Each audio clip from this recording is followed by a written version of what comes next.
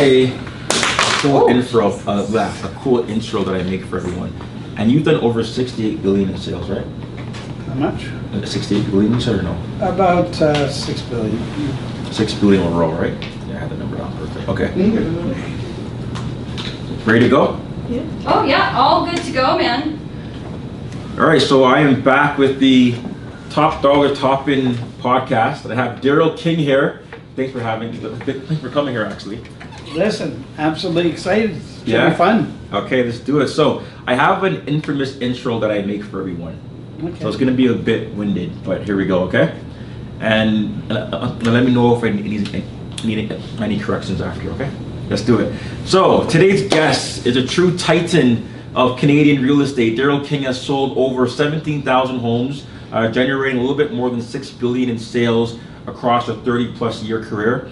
He's been #1 in York region for 22 consecutive years, and consistently ranks in the top 10 agents nationwide, teams for that matter. Daryl has been a top agent at RE/MAX, World of Page, and Keller Williams, winning every major award across all brands, including the Pinnacle Award at Keller Williams, which requires hitting #1 in over 20 categories. Correct. Wow. Born and raised in Toronto in a modest wartime bungalow, Daryl built his success from ground up, starting with a paper route hustle to buy his own clothes. He learned early that collaboration beats competition and that building a strong team creates a bigger impact than going solo. Last one here. He's known for staying humble, giving back to women's shelters globally, and continuously invest in growth, taking 6 to 7 coaching courses a year, sharing everything he learns with his team and his clients. His open book approach and leadership have helped shape the careers of countless agents across the country. Fabulous. There we go. I couldn't have said it better myself. There you go. So I like doing that for everyone. So I hope that sounded great. But that's an amazing intro. Yeah. That's an amazing intro. So let's just jump right. That's when you know you got longevity. There you go. So let's just jump right into this. So part 1, okay, is going to be about mindset, right? I'm going into your mindset. So let's go about this. What was your mindset in year 1? Right, when you sold 27 homes during a 21% interest rate, which is crazy high, by the way, 21%. Yeah, it really was, because I was a preemie, so I came out a little bit earlier. Sure, yeah. Right, I was a blue baby, as they called it at that time, and I sat in an incubator. So I didn't get the height like you did, but I got this, like the toughness. Right. Right. So it was in my DNA. So my whole life, I've always been a leader. Okay. Like right from get-go, I was different. Right. And I could see it, I could feel it, I acted it, and it didn't matter what. We were playing marbles, we were playing cards, hide and seek, whatever it was. I was just a leader. And you were a fighter because you were preemie, you were a fighter. Exactly. Right. and it's like, I just watched that little Canadian girl, 18 years old, at the Canadian Women's, Victoria Rabolki or whatever her name is. Yeah. My God, she came from 343 to #1. Like, she won the tournament. Oh, tennis. Yeah. She won. She won 4 champions, like over 4 champions, a 3-time grand champion. But she had 3 amazing coaches. Her coaches were incredible. Right. And her mindset of not giving up. She was ripped. Yeah. So, and she was only 18. So to go from rank to here to go and to win the whole tournament. Yeah. That's what I call great coaching. Great. She has natural skills that she's honed working out and training. And so that mental toughness got her to go there. And I'm really excited and anxious to watch her future. Gotcha. Because we had the other Canadian girl that, she won the US Open, but she's always had injuries. Right. So mindset is what you had there. Mindset. Gotcha. Mindset. All right, so then how do you stay hungry, okay, after 17,000 deals, and you're a hungry guy still, so what keeps you coming back? Mike taught me this. Mike Ferry was my mentor, my coach for 19 years. He just had his 80th birthday and his 50th year anniversary. And the one thing that he taught us is start every day at 0. So it didn't matter if I just did help 10 families either buy or sell the day before. Right. That was Tuesday, because today's Right. Wednesday. So now I've got nothing. I start from zero, Right. ground up. So if you keep that mentality, Right. the key is not to get too high and not to get too low. Keep it between the lines Okay. and stay focused. Okay. All right. And then what would you say is your daily routine? So what does your daily routine look like, and how has that changed over the years? I got lazy. You got lazy. Well, for anybody How much else does who it do wouldn't- per year? What do you mean you're late? How much does it, like, how much, like, I know overall you're 17,000. How much would you say you do per year? Well, As a team, I guess. we'll do 600 this year approximately. And you're lazy. Yeah. Well, to anybody else, it's not That's lazy, crazy. but you To know. most people on the planet Earth, that's not lazy, but yeah, go on. Yeah, but it's different expectations. Okay. My expectations of myself are different than someone else would have of themselves, right? And same as you. You know, you smash it out where you are in your area. Yeah. So your expectations of you are higher than anyone else would have of you. So, you know, like I said, I start from zero, and I think that I'm only hitting a small percentage of what I can actually achieve, Okay. right? And, you know, if we really want to exert ourselves, like, you know, I lost some weight. I was working out and watching what I was eating, and then I hurt my back. I'm not even golfing. I used to golf 3 times a week. Right. So I haven't golfed. I did 2 charity tournaments, just best ball, whatever. But so now I put on 12 pounds. So the discipline, the commitment is once you fall off that in any scale, in anything that you do, that's when I say about complacency. So, you know, because these guys would see me eat my cucumbers and my tomatoes Yeah. and my salads every day for lunch, Yeah. and now I might have something else a little different. But I was working out every day.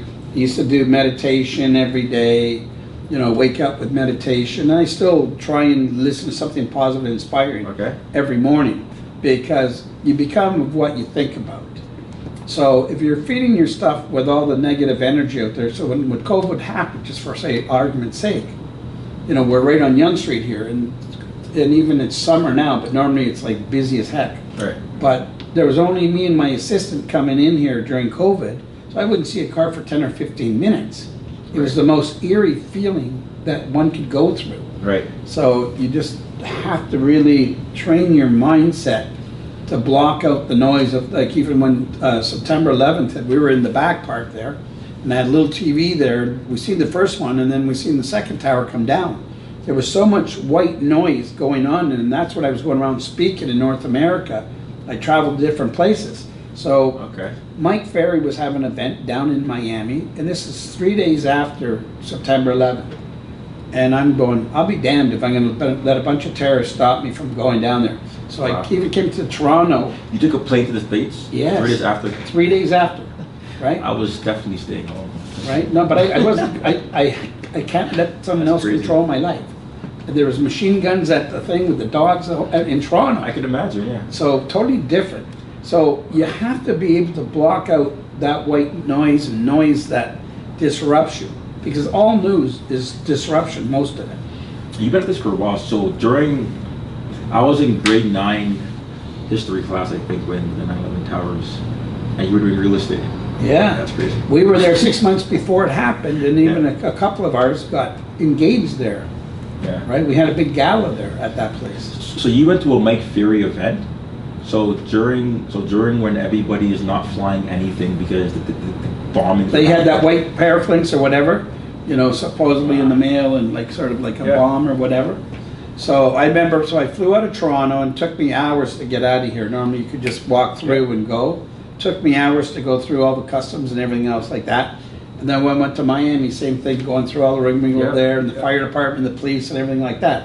So there was supposed to be 2,000 people at this event. If there was lucky to be maybe 500. Right. So, but to me, it was the best event that I ever attended, because those 500 were 100% committed. Right. And I think that everybody that spoke or was even there just did their best to, like. So your daily routine then, right? So you're Daryl King, like literally all the accolades that a realtor could possibly have in Toronto or Yeah. in Canada. So you're a meditation in the morning, So what does your day look like? Like, what does it look like, the life of a day at Daryl King? You know, it's work. Yeah. It's work. I always said that, you know, I probably outworked my competition 4-1. Okay. You know, they might work 40 hours. Mm-hmm. I would work 80 hours. Okay. At that Following time. up or? So when I first started, I used to work 14-hour days, 7 days a week. You could just take me off here, like, you know, going to Blackboard. That would be me, right? Just. Right. I didn't know any better. I just, you know, when I sold 27 sales, when it's 21%, no one was hardly selling one. I knew there was a problem. I came up with a solution. And, you know, being new to the game, I didn't listen to the noise. I just said, okay, we got to figure out this solution. So we did it. So, and it's every day there's going to be a problem, right? And you know, as my team got bigger, I got to deal with all their problems. And you got all the clients' problems and everybody else's. Right. So you have to be able to, in the pain threshold, you've got to build up for that pain threshold.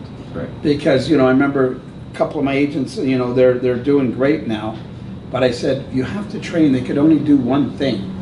Like, you know, just, I can move that phone here to here, but if I had to move that phone and I had to get this and I had to talk to you, they'd be like all frazzled. Right. So you build up your resilience and your mental toughness and things that you can do at one time. You know, you can't be a jack of all trades, but you can master the things that you want to master. And that's the key. Master what you need to master. Okay, so then people would expect you to, so people are probably expecting you to burn out pretty soon, no? So how do you push through burnout when everybody expects you to always be on your A game? Because you're expected to always be on your A game, but how do you push through burnout? You know, there isn't a person, I don't think, and you know, I trained with Tony Robbins and James Ray and Brian Tracy, and you know, I think all of them go, like, everybody can have a burnout of some sort. But you have to take some things to just focus on the positive. Like, I don't focus on the negative, I focus on the positive. I always look for good. If we're out golfing, I could get a double bogey, right?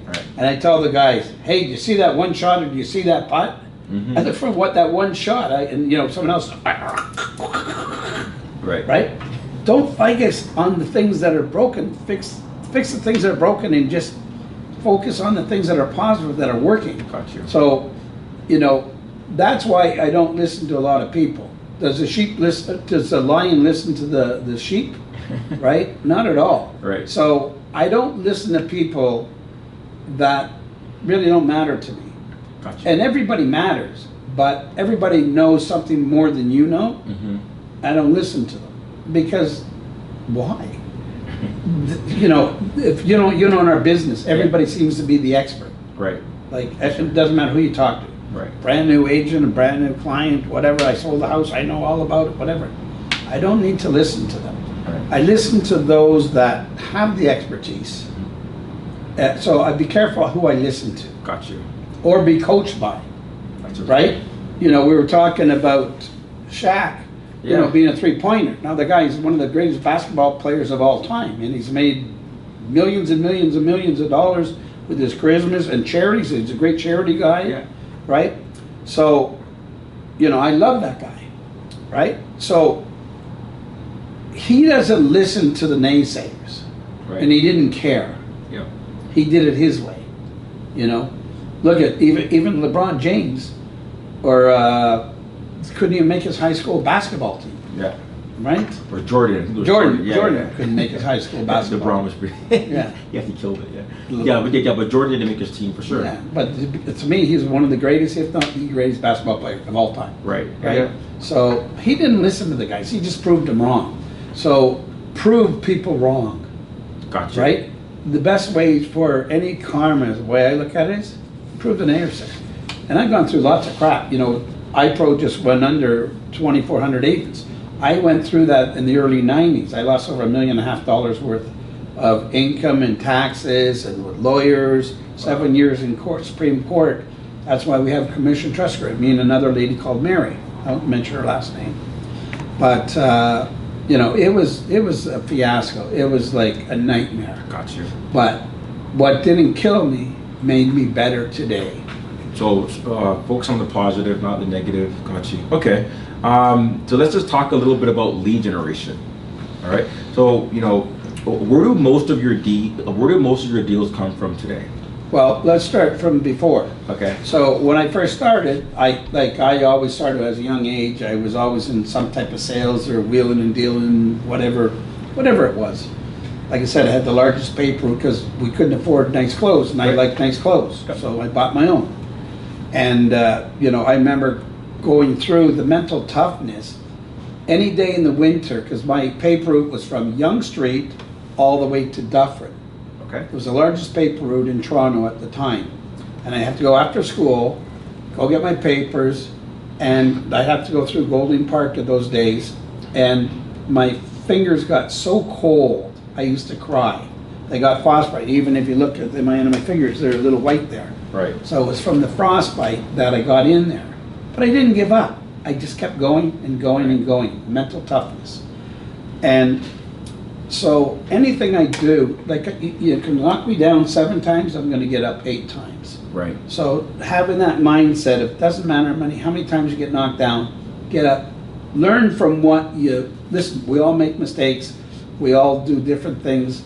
And if we can't learn from that, then it's the only blame is yourself. So you need to look yourself in the mirror. Right. So I've always, since probably early 90s, so that at that time before I didn't have any coaches. Right. It was just all on my own. But from 90s on, I've always had great coaches. So by having great coaches and being a great student, and you didn't listen to 100% of what they did, Right. you might do 10%, 20%. As the more you did, the more you climbed. And so listening to great people that know how to do it and get you there helps you there. So, but for So then I used to knock on 100 doors, okay, or not 100. Well, I could knock on 100 doors, or I used to sit there back in those days. I used to have they gave me a phone book, and we had the rotary phones back then. I'm dating myself, but we had the rotary phones. We didn't have any phones like this. And I used to just call 100 people out of that phone book. That's it, period. 100. So Okay. my goal was to get 1 lead out of 100. So I was we were talking about percentages, you got 1%. right? So sometimes it would take me 8 hours to call 100 people, right? I didn't have no mojo, I didn't have any automatic stuff. The people in the office, I used to have a little corner spot, like about from here to here, just my desk, and I had put a little wall there. And they used to sit there and come and watch and listen to me. And these are people that have been, I started my young 20s, and most average agents were in their mid-40s. Right. So I'm not selling them by a long shot. So they used to come in there and just listen to me. There'd be like 5, 6 agents just hanging around my desk. Right. Just like, and, sometimes I used to call people that even like 10:30, sometimes even 11 o'clock at night. Today I would never do that, but I didn't know any better then. Right. And I did. And I said, oh, just by the way, you're my 100th call. I haven't got a lead today. Could you be my lead? I always made fun of it. So today, I did 60 doors and just listened to take one of my agents. I like to take them out training. The best way is take them out live to really see how it is. So we had 25 of my agents 2 weeks ago. All out at the same time in the same neighborhood. Wow. How's that? Any listings from that or any leads? We're still got to work on it. Yeah, it's fine. Yeah. But I'm sure we'll get something. It's effective. We'll do it again. All right, so pretty much it was a door knocking USA right now is your biggest lead gen pillar No. or database? No, I stopped door knocking for years. Right? I used to do it all the time. We used to go out 3 hours to 5 hours a day. Okay. Right? And I used to take 2 or 3 people with me, but they could only last for so long and they'd give up, but I'd keep going. And, I even got to go down with Freud, which I was mentioning. Freud's the little Mexican guy down in LA. This guy was like, 5 hours every day, just 1 hour for lunch. And beast. He was a beast. So, learn and watch someone like that, and then you can see how lazy you can be, right? It's true. But, my belief is, I've made lots of contacts over the years. I've had lots of sales. I get lots of referrals from my past clients. You always, and my father taught me that for the royal treatment. Treat others like family, right? So I had that tough upbringing, shut off lights, you know, don't go 100%, go 110% for somebody. Right. So, you know, we can walk here to that door, but, you know, go to that door and then go to the front door. Right. And really go the distance, right? Okay. So you push yourself to that other level. So today we get lots of repeat referral business. Okay. You know, I got some families that we've been dealing with for 30 years, and some of them I've done like through the families, 10, 20, 30 houses through their friends, families, and stuff like that, right? Okay. So, you know, I'm still on the phones every day a little bit, calling people. Now I take some of the agents out doing some training for open house, which I hadn't done for years. Right. And even with the door knocking, which I didn't do for years. But I'm going back to basics. Right. Because right now, times are a little tougher. So you show the team members that here's what you've got to do, and go teach them how to go do it correctly. Right.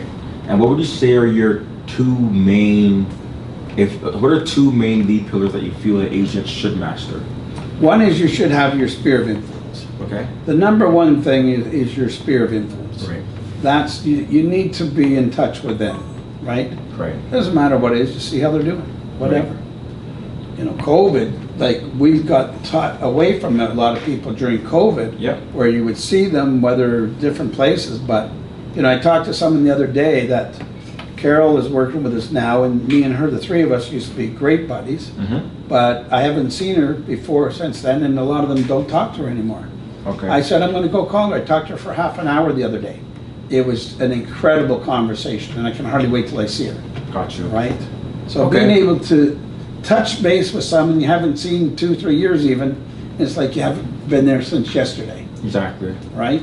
Okay, I love it. And then question about follow-up systems, right? So would you say they're manually done, or would you say they're more automated at this point in time?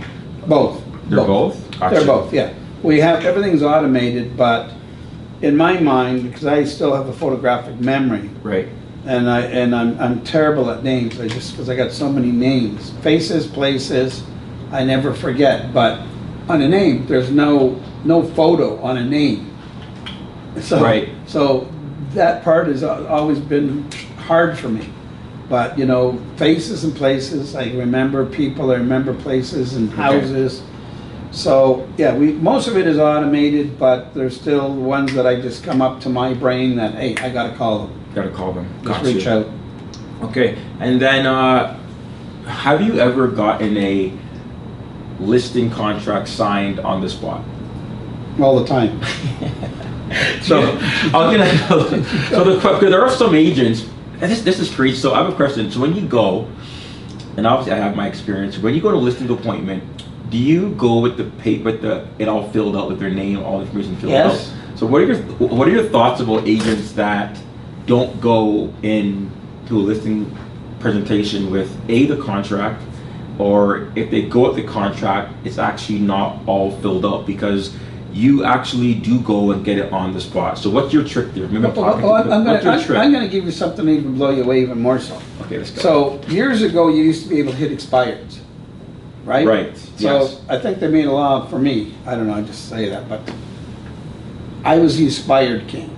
Okay. I would be out at 8 o'clock in the morning every day hitting the expireds. Okay. So I remember one New Year's, and this is the highest bar I did.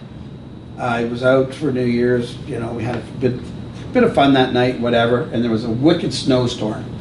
And I went out that day. Wicked snowstorm? Oh, okay. Snowstorm, this is January 1. Oh, okay. And there was about 2.5 feet of snow on the road. Okay. I went out, I took 10 listings in a 24-hour period. Stop this, bro. Live, going to their door, never talking to them, Expired? just expireds. And I always have listing packages with me. Oh, so this is January, what, 1st? January 1st. And January 1st you went out? Yes, took, Okay. between January 1st and January 2nd, I took 10 listings. That's the highest I've ever done, ever. I don't believe That that. was my bar. I don't believe so you were with Remax, roll up, who were you with? At the time? Could have, because I was a Remax, Royal LePage, Remax. Okay. I have to go back and look, but I remember the areas I hit right here in mid Richmond Hill. That I went all around Young and 19th, and I had a couple houses there myself even. They're expired? Yeah, they were expireds. Every one of them were expireds.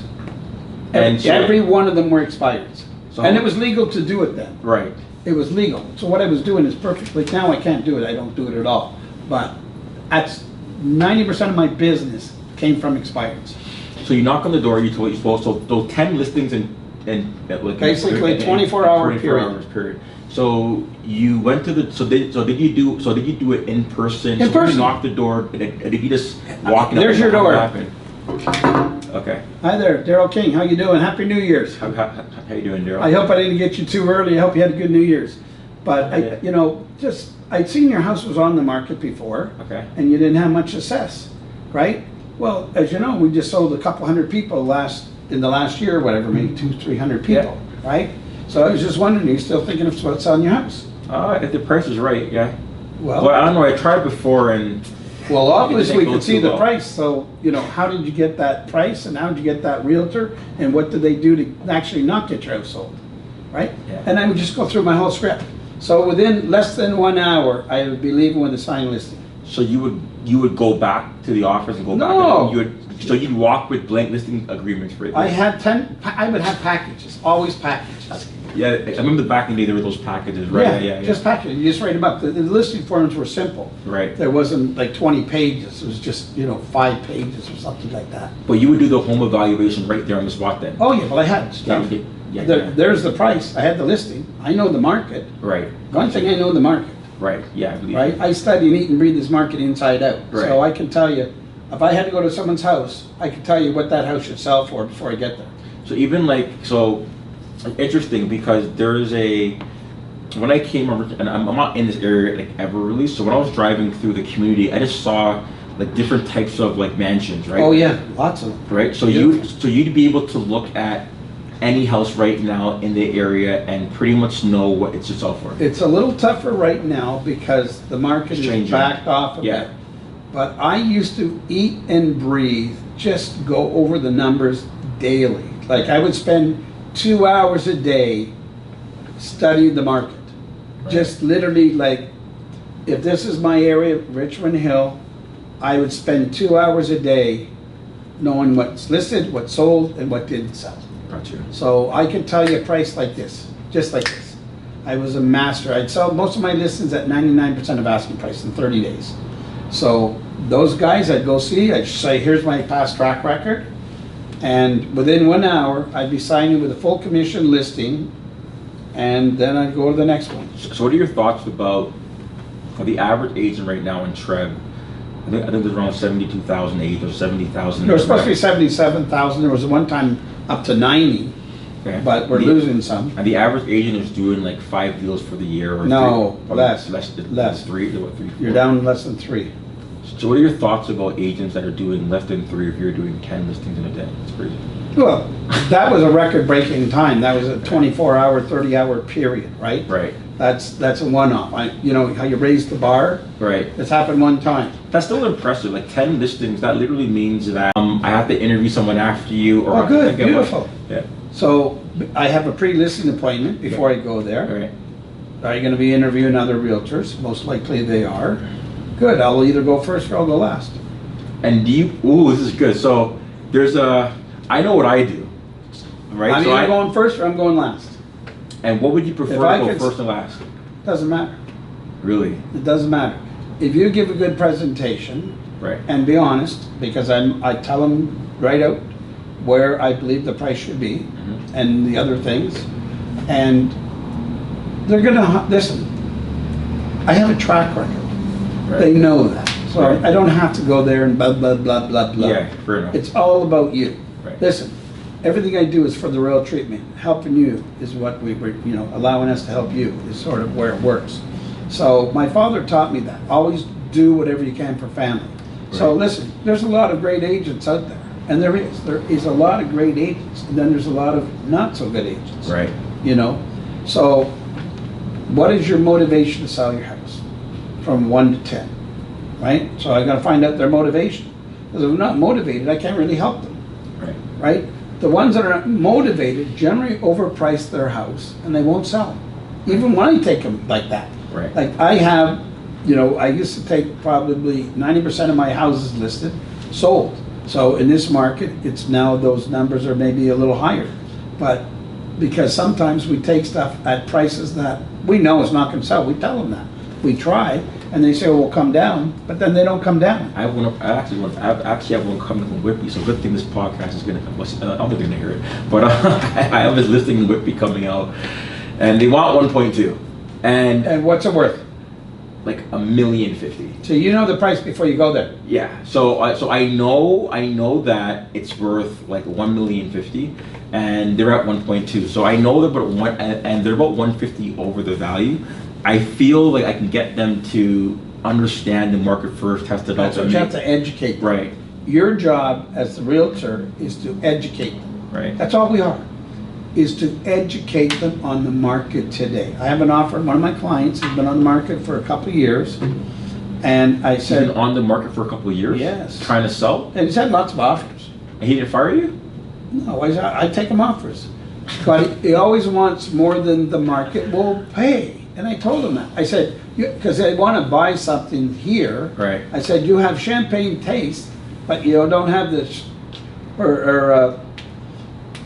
not the champagne, yeah, champagne taste, but you got a ginger ale budget when they want to buy. But when they sell, their house needs a ton of work, probably needs $300,000 in renovations. Gotcha. Okay. And they can't see that. Right. And I tell them, the market has told you that so many times with all the offers, and you would have had more offers. Right. But, and I just, like I said, I'm going to sign him back, right now, Okay. at what he's asking. But, I could get it sold for 2.1, but he wants 2.140. So 2.1, he sold. And he wants 40 grand more. Yeah, but he's telling the buyer to pay it. But the buyer's not going to pay it. I've been working on these buyers for already 2 weeks. You're double lending it. No. Okay. I work agent. with another agent. Got you. Okay. Yeah, listen, it's called collaboration. You work with everybody. Got you. Right? We're in competition with nobody. We're in collaboration with everybody. And that's Right. what people need to understand. That, sometimes I'll get agents that, have a, hey, I'm the #1 agent. Hey, you know who I am? You know who I am? I go, who are you? Right. Right? Like, I and said, they don't know who you are sometimes. yeah, they don't. They Yeah, have yeah. no clue. I Yeah. said, listen, let's just say this. Just calm down, buddy. Yeah, this isn't about you, this isn't about me. It's about a collaboration Right. for your clients and my clients to come to, your clients want the least amount of money, my clients want the most amount of money. Right. So we have to come to a place that both parties are gonna be happy, and then we can help facilitate the sale. But if you got your ego in the way, then there's nothing I can do to help you. You know what's funny? I was back in my other brokerage I was at. 1 year I was the top agent in the entire office in the Durham region, and I didn't believe my manager at the time, because I just saw sometimes how agents would walk around the office, talk to the front desk staff, just kind of carry themselves, and I'd be like, how am I'm #1. I don't believe you, because I'm just walking in casual, saying hi to everyone. You should. You know what I mean? The You should. cleaner of this. It- And these guys are walking, sometimes people are walking around like they're doing like maybe a fraction of what you're doing, but their ego tip is 10,000 times higher than you. And you're just wondering, why are you so, like, just calm down, it's not that serious, right? I've told agents in the past, guys, don't talk to anybody like that. Yeah, Listen, doesn't matter if you're the janitor or the CEO, treat everybody equal. Yeah, Listen, yeah. you're black and I'm white, but to me, I don't see any color. Like, Oh, yeah. I don't see any color. We have You're 32, pretty close, man. we have 32 different nationalities. We cut our thing where we're all gonna bleed red. Yeah, So 100%. first of all, get rid of your ego. Yeah. Get rid of male, female, tall, skinny, fat, whatever. Yeah. That's not, it's everybody is equal. If you treat everybody equally every time, you can't lose. Can't lose. Right? I don't see, when I talk to somebody, I don't see a nationality. I don't see a color. I don't see whatever. Right. I just see a person. Right. Right? we were talking about helping. So women's shelter is one of my things, Yelbrook I saw House. that, yeah, I saw So that. I just did a thing for them yesterday for the Toronto Real Estate Board. I'm trying to get them endorsed for the Toronto Real Estate Board. So I did a little thing for them yesterday. Nice. Right? So we're always in a position to help others. Right. And as long as you're helping others, it doesn't matter. So those guys or girls, whoever it is, with these egos, people see through that. Yeah. And they don't want to be around them. I don't want to be around them. You don't want to be around them. No. Right? That's disrespectful. That's just being Insensitive. disrespectful to others. Gotcha. And I found since COVID, more people are disrespectful, even service. It's so hard to get good service today. Right. And you got to even do even more so. So I'm always getting after my team. We got to give better service. Gotcha. I said, they're not getting it anywhere else. We got to be able to provide better service for them. Okay. Right? So the question I have for you then, so as Daryl King, like all these deals, like you must have systems. So what is one? Everything is systemized. So what's Everything one, we have is 100% systemized. So what's one system you have that is critical that you feel like you can't live without? Like what's the number one system? There is no one system because Okay. there's different things. Okay. Right?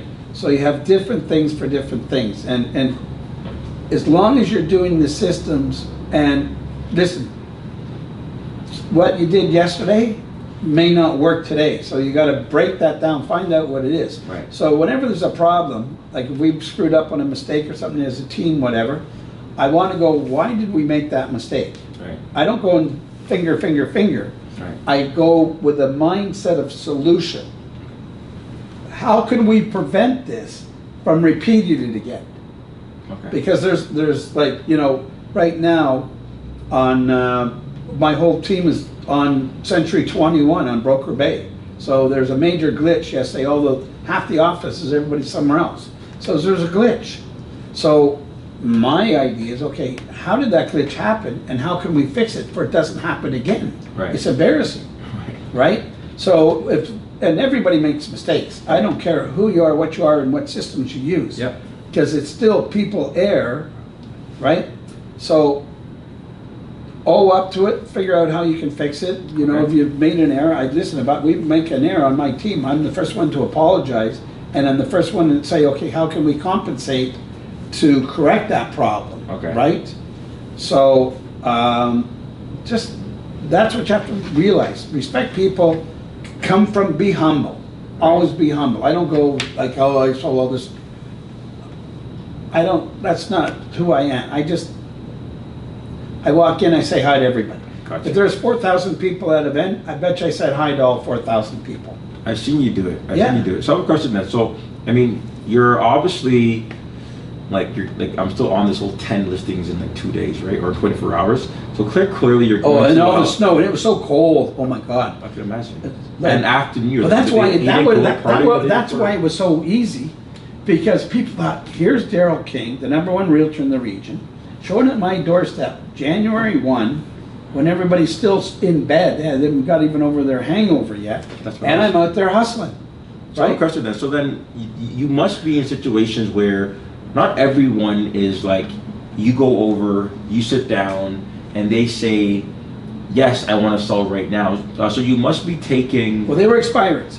That was pure. not the expires, but let's just say now, no expire, but in general, you are still going out there on the appointment and quite thoroughly getting things signed before you leave. So what are you saying to clients in that room to take them from, because not everybody's like, I want to sell guaranteed. I'm sure you're going in there, having conversations. Tell them the truth. The truth, okay. Listen, I talked to one of the people the other day, and, you know, they paid X, Y, Z, Great. and I said, it doesn't matter what you paid. That was yesterday's news. Right, This is today's news. right, I predicted for the last couple of years that the market should have never been where it's at. It should have never been this high. right. The fact that we had 0 interest rates, basically, a lot of foreigners buying into here with all the multiple offers. Yeah.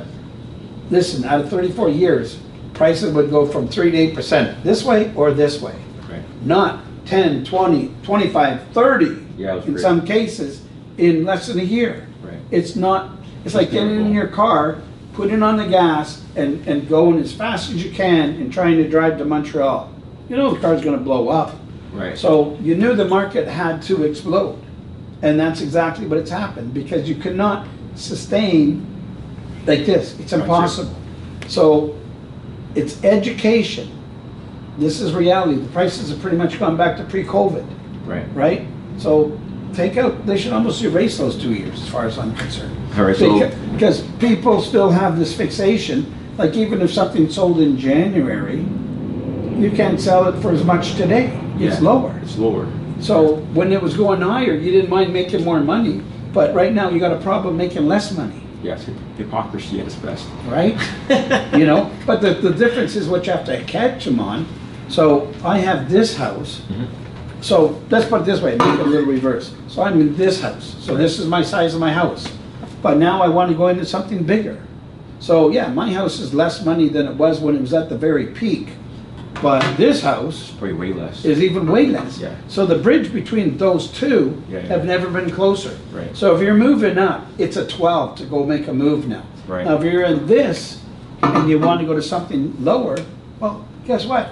If you want to stay here for another few years, and hopefully the market comes back to that price, but at what cost then? Because to carry the taxes, to carry the maintenance on, to carry the mortgage on it, it's very high. You know what's crazy? Like, so we and we'll get to what we talked about today with door knocking, right? But and systems. But even from coming here today, we realized how similar our thought process of some factions are, because what you just explained there is what I'm going through right now with a client, where they're looking to upsize, and I'm saying, you know, the home that you are buying, that one, you know, the same you said before, right? That one is dropped in more value, so it's okay that your home's not selling for, right? So would you rather like sell for 1.2, buy for 1.8, or sell for 1.1 and buy for like 1.2? You know what I mean? It's so simple, and that's how when you're in their presentation and they're telling you, I don't want to sell for whatever reason, you're saying things like this that actually makes sense. They're like, you know what? I think you're right. Let's just sign this contract. So I think you're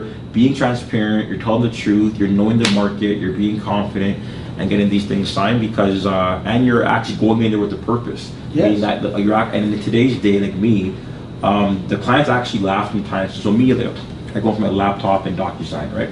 But their name is already printed. The click button is already over their initial. All they gotta do is say this tap here. Is that your signature? Yeah, you agree with it? Perfect. Tap, tap, tap, tap. And then even funnier, I'm like, I can work in Mac. You know, work in Mac. Now, what are you doing? I'll tap forward. Is that okay?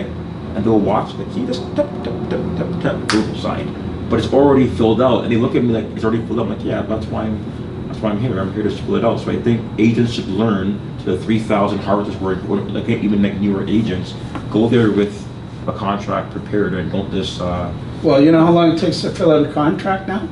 I don't know. Admin is referring me, sir. Probably at least an hour. Okay. So I'm going to sit there and make you take. Listen, it used to take me 5-10 minutes to do a contract before. Right. Now if I got to do it, it takes me an hour. Oh, So, because, yeah. so you've said already, I want to sign the contract. Okay, go have a coffee, go have dinner, and I'll start filling it out, All right, got you. right? So you better have filled it out already. There you go. Right. So I have a question now. So on to some personal and legacy advice. So, you know, what role has giving back played in your career? What role? Has giving back played in your career? You know, we came from a small time family. My father worked for the third richest man in Canada. Right. So we had some great perks. You know, he was a director at the CNE, and Right. other was a director at the Toronto Maple Leafs. So I got to get hockey tickets or concert tickets or go For to free, pretty CNE, much. Yeah. and that was like highlights of my career. Right. Right? So just little things can make a lot of people happy. Right. So, you know, when I see kids, like I see this little guy riding the thing, if I was on the street, I would probably talk to that kid, Right. right? Just, Right. that's who I am. Right. Like, I'm from a small school mindset that I talk to everybody. If you ever walk with me, you'll see I talk to everybody. Gotcha. Doesn't matter who it is, what it is, I talk to everybody. And, you know, I try and make them smile. You seen that little video I did of diving in the swimming pool? Yes, I saw that. Yeah. I make an ass of myself. Correct. I love to make people laugh, Right. right? We're all too stressed out. So if Right. I can make an ass of myself, then it's not so serious. Right. You know what I Okay. mean? They say, how can Daryl King do that? Easy, because it doesn't matter. Okay. You know what I mean? And the question I have for you then is, so, and you also support the women's shelter. That's only one. I think we've got 22 different charities that we support. Yeah, so I saw that. That's why is there one of them that has a string to your heart, kindle a little bit They more, all- or they're all equal? They're not all equal, but they all have a substance. You know, we Right. have Stomp the Stigma, you know, whether it's when people like Robin Williams took his life, whatever. The guy's, Yeah. you know, funny, he's rich, but he had inner demons. Yeah. You know, we all have friends that have taken their life. Yeah. or family, friends, or something like that. And that it's nobody wants to talk about it. Okay. And you know the emotional things that people have, and you know, see like, it's like you can't even. We're going through a lot. I had a guy in my street. You know, we were in a nice neighborhood, and you know, his mom is excellent. She's a mortgage broker, and they're of color. And you know, he's always talking to himself. He's like, the neighborhood knows him. Right. You know what I mean? He doesn't harm anybody. I say hi to him every day and whatever. He's riding his bike, or he's walking, or he's on his phone, whatever he's doing. But he don't harm anybody. So I remember I was at Yonge and Bloomington with another friend, and we were looking at some things, and I seen this helicopter hovering around by my house. I live in Bloomington. I'm like, what the heck is going on? All these police things are going on over there. I said, that's over by where I am. Let's get over there. So I go there. There's a SWAT team there. There's all these police there. And I went, oh my God, what's happening? And they're down where she is, right? So they're all a bunch out in the street, and then they kicked everybody out of the house. Okay. And I figured, oh no, they're gonna beat the shit out of this guy, right? And I go, no way, like he's harmless. Yeah. So, you know, I went right through and I said, the police, I said, guys, you know who I am. I'm Daryl King, I live right here. I said, there's nothing wrong here. Someone's creating problems here, Yeah. but I tell you, it's fictional. So I went right into the house, and then there's 10 police officers in there, and I'm like, I don't know what's gonna happen, I can't say, but probably not good. Right. And I said, guys, I started taking pictures of everybody there. Right. And I said, there's no need for what any thought is happening here. Right. I said, you know, he's got a couple emotional problems here, but not what you guys are thinking. Because I know two girls were walking, and they had a dog. The dog jumped on him, and he said, I'm going to shoot that dog, right? Just because of anger. The dog jumped on him. He didn't do anything. So then when they heard about the gun, and I said, no, guys, trust me. I've lived here for this long, he's lived here for this long, and I can tell you everybody in this whole neighborhood would attest for him. Right. So, you know, they came by my house the next day and thanked me. They took him to the hospital, whatever, and everything was fine. And he had a mental break. Well, that's how he has. He has emotional things. Gotcha. There's nothing wrong, but he has some emotional things. Gotcha. But if you don't look at it that way, and you look at it another way. Right. So that's why being able to reach out and not be afraid to help somebody. Right? Right. My whole life I've done that, you know, bullies, I fought lots of bullies in my lifetime, whatever. I don't fight, but I don't like bullies, right? Yeah. You know, so animals, I love animals. Right. You know, I got that from my father. My late father was like, he was the Pied Piper with animals, and kids they were just attracted. I have somewhat, but he was gifted. Got you. You know, so just care, just come from love and compassion and humble, and treating everybody equally, and helping out whoever you can. That energy circles back.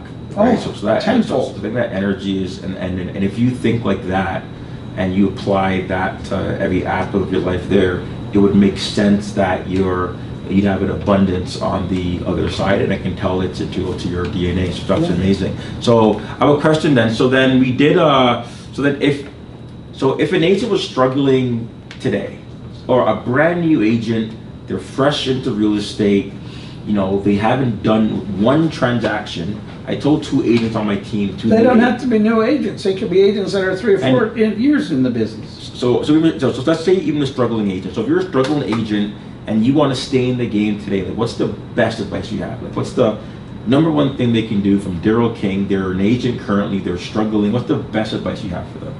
First and foremost, I would go through a questionnaire with them. Okay. Right? One is, why do you want to be in real estate? Right? No, but why do you want to be in real estate? For sure. Right?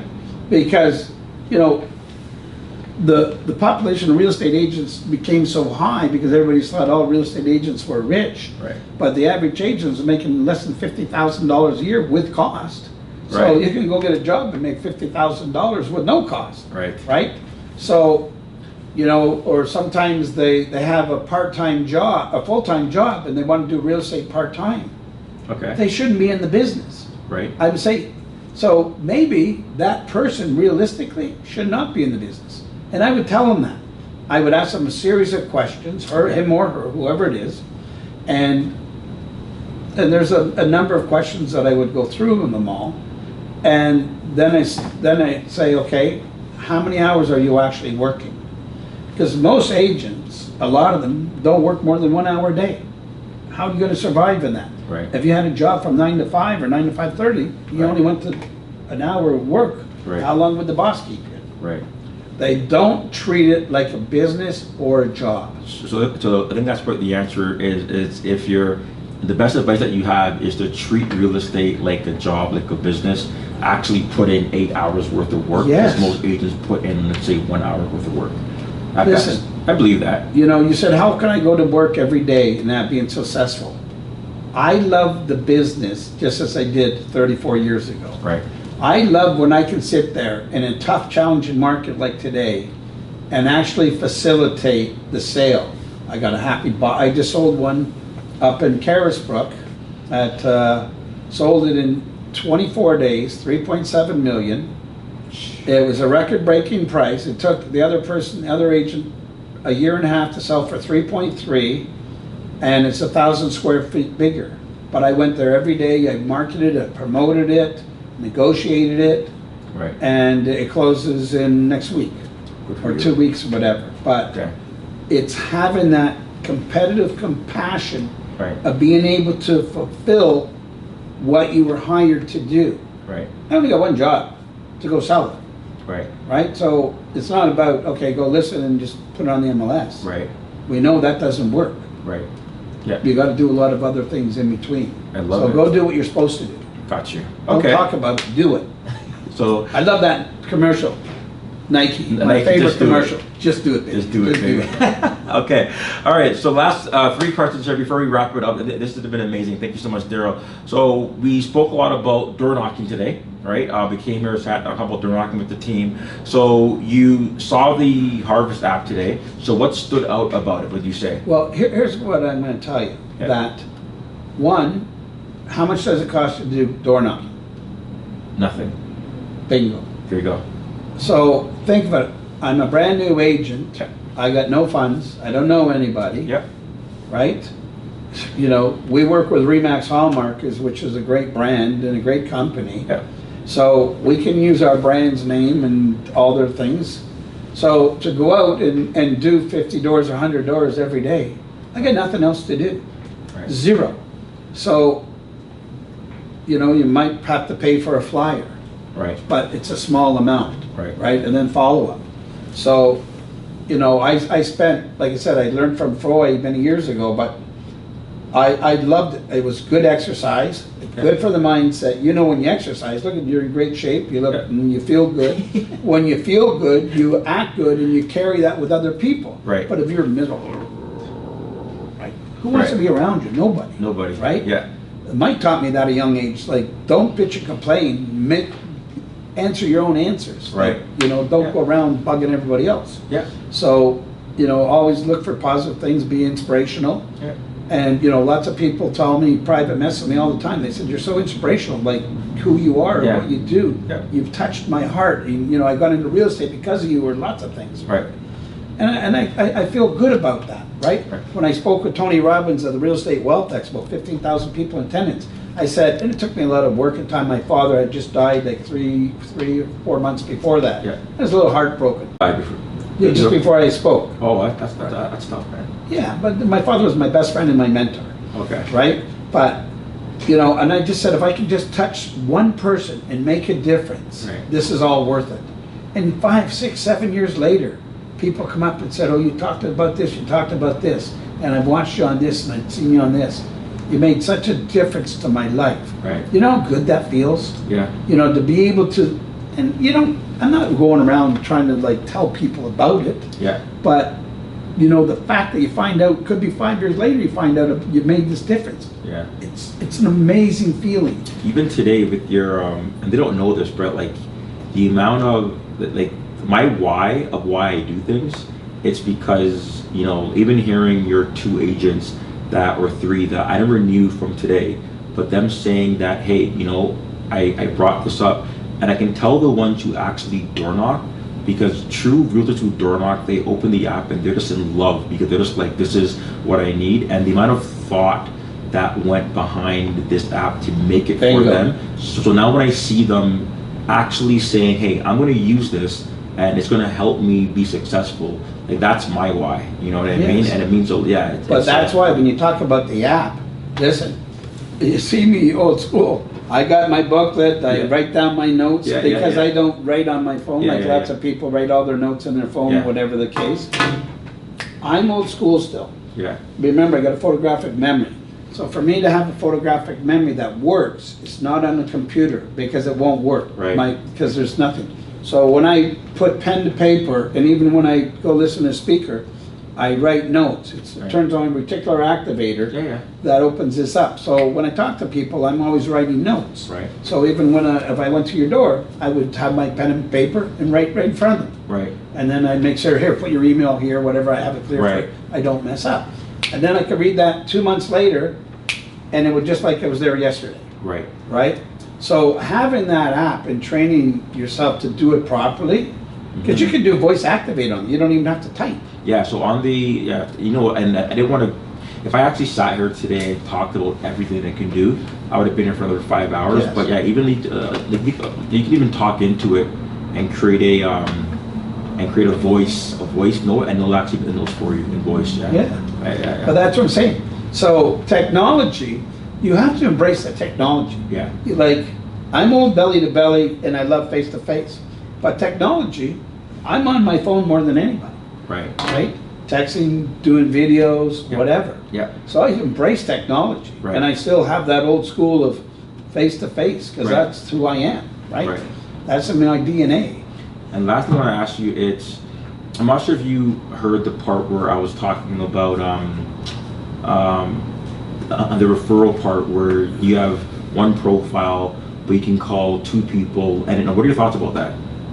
Anything with referrals, listen, a lot of my business is done through referrals. Right. Because, you know, I've got thousands of testimonials from happy clients. Yeah. And they're not all on Google. A lot of them are on paper, some videos Yeah. and stuff like that. But, you know, when you can leave that, and here's how I tell everybody.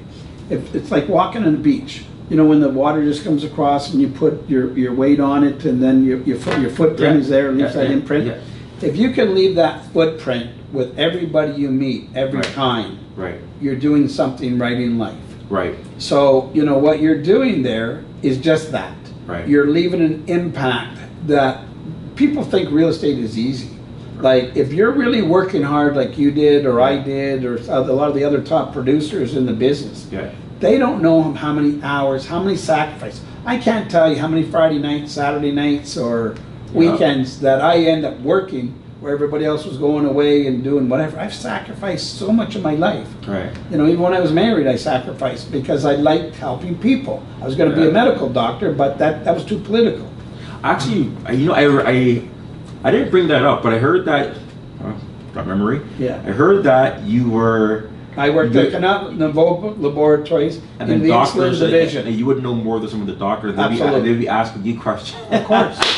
Right? That's Because crazy. I was doing it. I was hands-on. Yeah. But they had degrees. Degrees on them, yes. You got I a heard degree, that. Yeah. you make more money. Yeah. Simple as that. Right. Right? So the difference is, I loved it because we were doing great things, Banting and Best and stuff like that. Okay. You know, and I hope that they got a cure one day that doesn't get rid of it. Cancer right now is going rampant. I've 5, my cousin just died like I just heard yesterday, he died. He's only in his 50s. Right. Right? And it's like, oh my God, and he's such a beautiful person. My brother's brother-in-law died just the week before in his 59 or something, a heart attack. So medical history is important. Right. So I feel helping them in the ways that I can help them are just as important, right? And and what you got in your system is going to make life a little easier for them. Yeah, because me being a numbers guy, I'm all about touch points, and I know there's all the bells and whistles of AI and all the stuff like that, and I realized, I realized the error that I was making in my career, and I was talking to your team, but I was pretty much just explaining the fact that you normally have a better relationship with one person, and a lot of systems, because they're not about lead gen, they're just about kind of the follow. Realize now I was communicating in sequence to both people, and the minute I started doing that, I started getting referrals from the other half. The other half. Yes. I realized, my goodness, I doubled my count per household, and many people I think are on that track right now where they've only spoken to the husband in the year. They've never spoken to the wife or vice versa, but yet you expect referrals So from them. Right? I just had this recently in 2 accounts. My friend David, who owned Thompson Pontiac up here, sold numerous properties. He died. Of course you know him, yes. Right? So Yeah. they're good friends. He was like, I loved him, like the Yeah. whole family, right? So he died during COVID. Okay. Like he had a couple of ailments and he died, and I didn't know. I'm so heartbroken. So then his wife, you know, the local realtors, because I sold their place up on Dukelas Point there, he built a beautiful custom house. So, you know, my relationship was more, both of them, but 80% was with him. We'd go golfing, we'd go for dinner, whatever, right? And then the other 20% was just get together with some friends and couples or whatever, but the majority was him. So then she reached out to me. So, you know, I'd become that much closer with her even, right? And on her 77th birthday, I sold her house for $77,000 more than asking price, 4.3, right? Are all your listings at the... No, they're not all that far. No, I hear you talking. I got stuff that are low. Big or small, will sell them all. What's small to you? Like $1 million? I got one I got to go list for $170,000 a guy, right? Really? Where's that? It's a little condo on Jane Street. Okay. It doesn't matter. But your I don't average work at the prices. I work with the people. The Okay, prices are irrelevant. It's helping the people out, which is more important. Okay. And then I had another good friend that I've sold a number of properties, and we just sold her condo. Well, he's passed away. He died of they were doing the radiation, then something happened and he died. So, you know, he used to come into the office and I talked to him on the phone. He was just an amazing man. Right. But now the wife, on both wives, and you know, they're both older. I'm like this with them. My relationship with them has even come that much closer, right?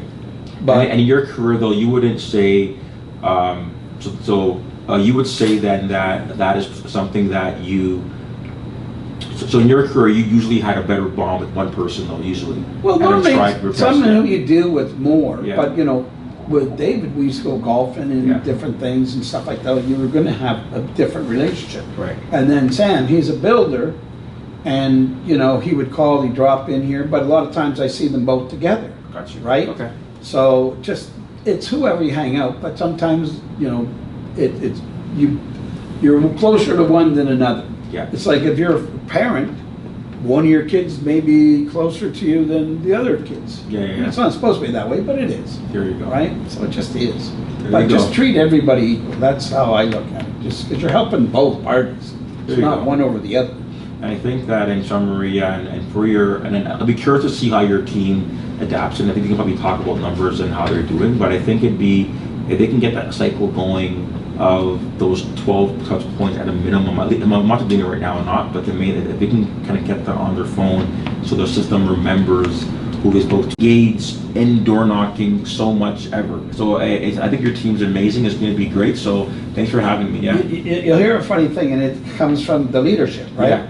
So, you know, we have sharing the mindsets all the time in here. We've got some big guests coming up very soon, and they come in here and they said they'd never seen so much energy in a group. I can see it. Yeah. Right? Great energy, man. You have a great team. Yeah. Great people. Like I'm talking about, they're competent. Yes. They seem educated. Like all the guys I was talking to, like they're not like winky dink agent. Like not, you know, they're like literally guys that are like, strong. Like they're This good. is their career. And I tell them that, guys. Take it serious. Yeah, right? man. You got to come out full time. Yeah. Right. Do your best. So you know what? I'm going to be excited. I want to. So we'll talk later about getting your team in there, but I like growth. I like seeing numbers and all that. So we'll talk about where they are. But I look forward to kind of touching base with you so often and working with you. Yeah. Well, I'm going to be starting to use the app. So. There we go. All right, Daryl. Thanks so much. All right, brother. My Great talk. pleasure. It was a Okay, great time. cool. Take care. Bye-bye, everybody. Bye, guys. Woo.